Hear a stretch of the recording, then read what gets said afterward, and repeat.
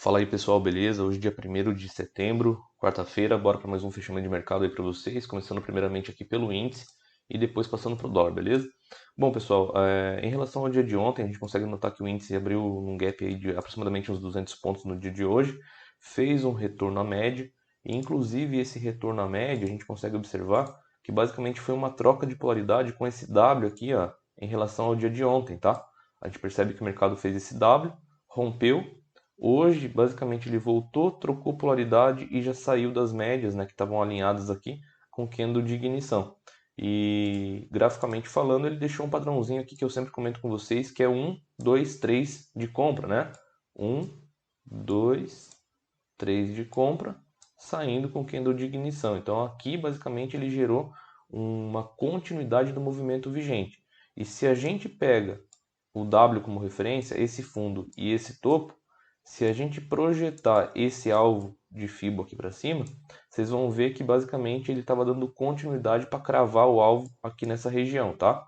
Então se eu pego a mínima do dia de ontem com esse topo aqui do W, tá? Se eu projeto uma, duas vezes para cima, olha lá onde que o mercado foi. O mercado simplesmente cravou ali a região, tá? Basicamente era a mesma coisa se eu pegar aqui a caixinha e projetar para cima, né? Então vamos até pegar aqui e desenhar a caixinha, que eu acho que fica mais visual aí para vocês, ó.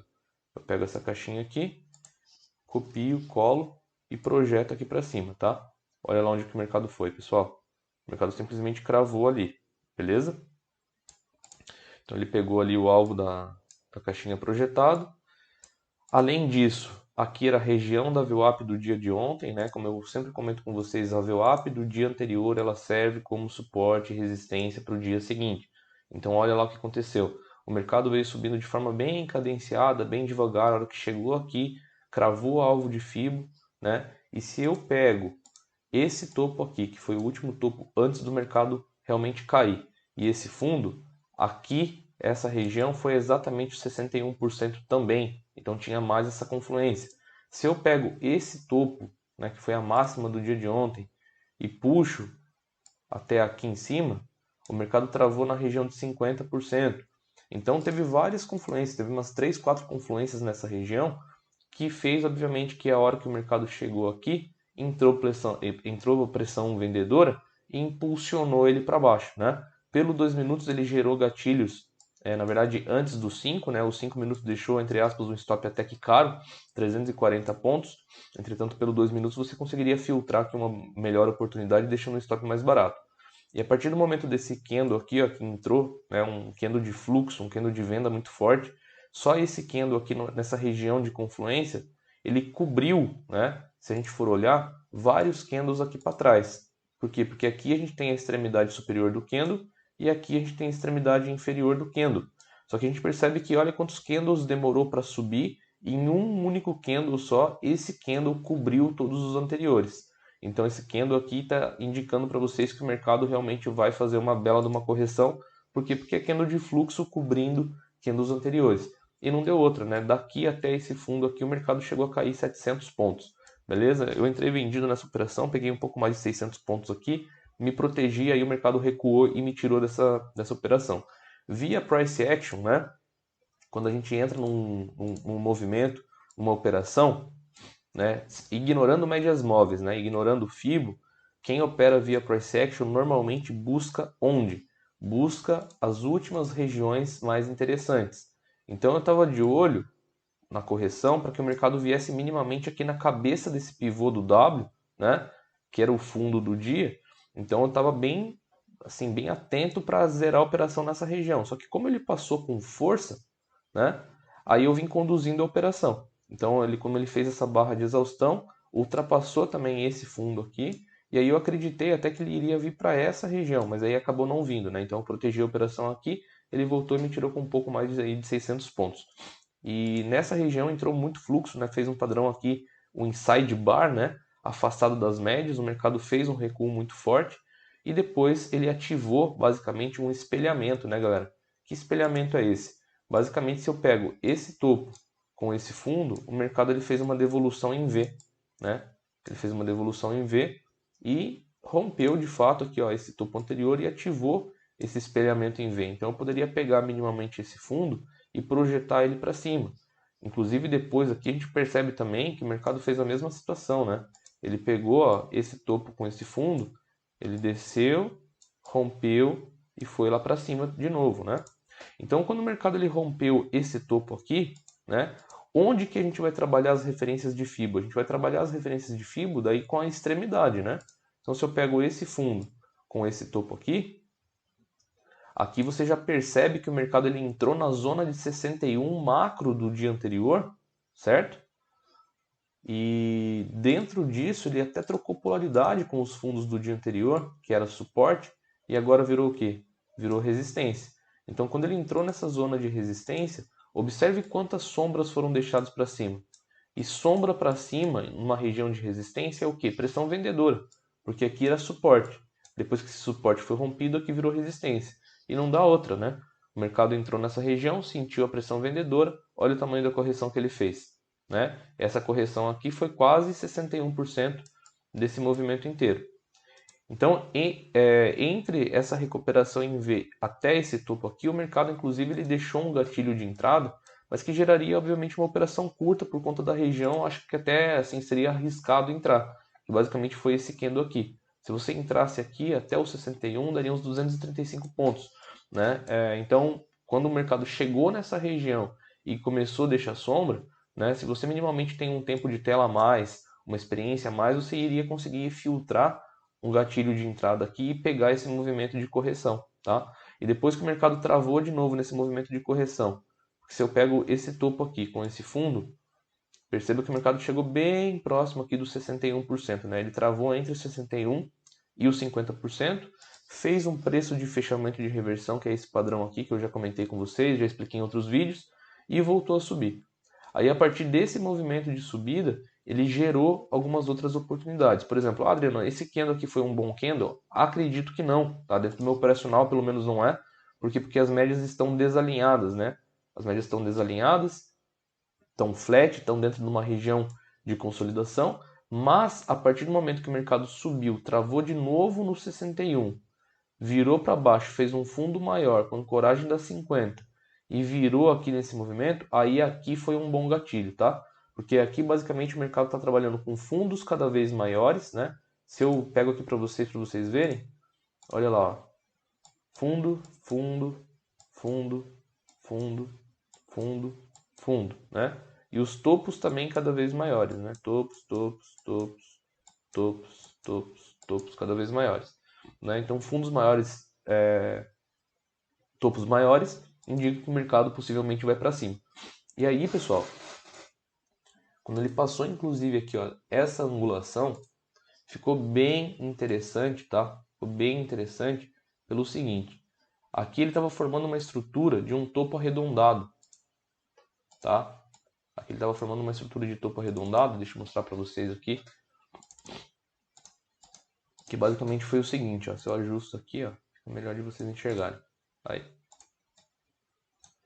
Então, basicamente ele estava fazendo esse movimento, ó, de topos arredondados, tinha uma angulação perfeita aqui, né? Consegue perceber bem essa angulação. E a partir do momento que o mercado falhou esse rompimento de fundo e virou aqui para cima, trabalhando para fora dessa angulação, ele simplesmente gerou gatilhos de compra nesse candle que já estava ancorado com as médias de 9,20, já tinha alinhamento, nesse candle aqui também, tá? E principalmente nesse candle aqui que rompeu de fato o topo anterior. Então, como ele rompeu o topo anterior, ele ativou o pivô de alta.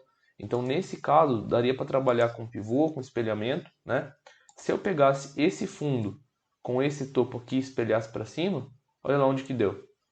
Cravou alvo, tá? Se eu pegasse esse fundo aqui e jogasse aqui para cima, ele também acabou pegando lá em cima. E se eu pegasse aqui o pivô, né, o próprio pivô de alta que formou aqui e projetasse para cima, seria gain também, porque o mercado acabou cumprindo esse alvo, tá? Então, basicamente a gente tinha três possibilidades de trabalhar aí com essa projeção, com esse espelhamento. Aqui foi uma bela oportunidade de compra que eu peguei também, né? Deu um pouco mais aí de 500 pontos. E depois que o mercado chegou nessa região, estava afastado da 9, fez a regressão a 9, tentou subir de novo. Aqui basicamente fez uma armadilha de compra, né? essa região aqui, ó, acabou sendo furada, o mercado voltou, deixou esse padrão aqui, né? E depois que o mercado perdeu esse fundo, ele ativou de fato aí o topo duplo e aí ele veio com força para baixo, né, pessoal? Ultrapassando aí todos os limites, todas as barreiras que a gente tinha pela frente, como por exemplo essa região de topo, né? Essa região de topo aqui, ó, ele passou também, que era uma região bem brigada, né? E acabou travando aqui basicamente nessa região de fundo, né? Longe da média, então gerou um movimento de exaustão. Então essa foi a minha visão aí do dia em relação ao índice, tá? Já em relação ao dólar, pessoal, o dólar ficou muito feio pela manhã, muito pavio, muita sombra, tá? As médias desalinhadas com a VWAP. Então, assim, não vi boas oportunidades no dólar, principalmente aqui até o horário do almoço, né? Acho que a melhor oportunidade do dólar foi em relação à retração do dia anterior, porque se eu pego do topo, do último topo de ontem, e puxo até aqui embaixo, né, até a mínima do dia de ontem, a gente consegue perceber que logo no primeiro candle do dia, na verdade nesse primeiro pavio do dia, o mercado já fez uma retração nos 61% do movimento de ontem, né? Então eu sempre comento com vocês a importância da região do 61,8. E olha lá, não foi diferente hoje, tá? O mercado subiu, retraiu, travou no 50, tá? Deixou um monte de pavio aqui embaixo. E, inclusive, se eu pego esse outro fibo aqui, ó, dessa mínima prévia até esse topo aqui, ó, olha onde que essa retração aconteceu, galera. Ó, essa queda com essa subida. Olha onde que ele parou. Ele parou também no 61% desse movimento aqui, tá? Então, o macro, entre aspas, né, do dia de ontem travou no 61 hoje. E esse movimento micro da perna 2 foi travado também, né, nessa retração no 61,2, 61,8, tá? Então só para vocês verem realmente a importância do 61,8 em pontos de reversão de mercado. Então quando o mercado ele tentou passar essa zona de 61 e foi barrado, a gente consegue perceber que basicamente ele fez uma angulação, né, inversa do índice, porque aqui o dólar a gente consegue observar uma estrutura de fundo arredondado.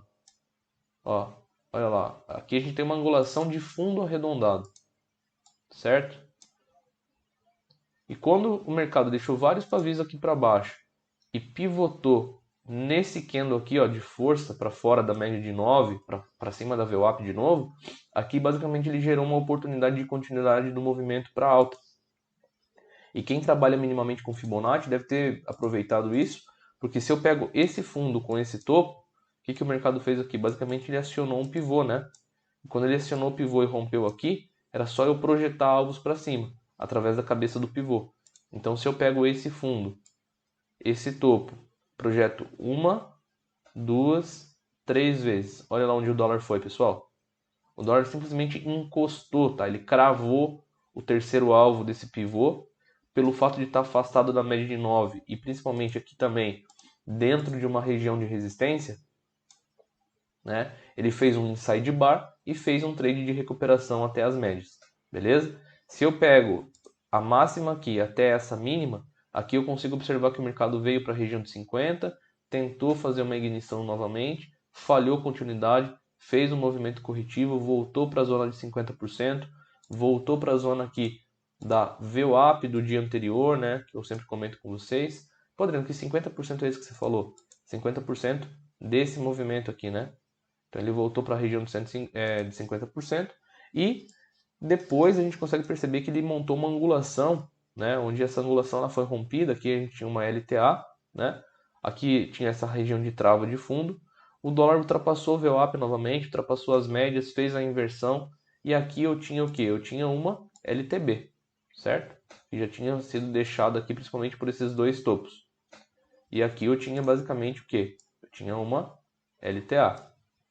Então o dólar basicamente ele estava trabalhando numa estrutura de um triângulo simétrico, né? E a partir do momento que ele rompeu essa LTB e começou a ter alinhamento de médias com essa barra ignorada, aqui caracterizou um possível gatilho de entrada, tá? E principalmente quando ele rompeu esse topo aqui, ó, aqui de fato acionou a continuidade do movimento. Então quem trabalhou com esse cenário deve ter pego esse fundo, esse topo, né, e projetado os alvos. Aqui seria o primeiro alvo e aqui foi o 100% projetado. Beleza? Então essas foram as melhores oportunidades aí do dia no dólar em relação aos gatilhos, né, pontuais aí de entradas. E acredito que na parte da manhã realmente aqui não gerou nenhum bom gatilho por conta de desalinhamento, né? A região estava bem esquisita, mas depois esses gatilhos aqui, na minha opinião, foram os melhores, beleza? Então essa é a minha visão, espero que vocês tenham gostado. Vamos para cima e a game porra!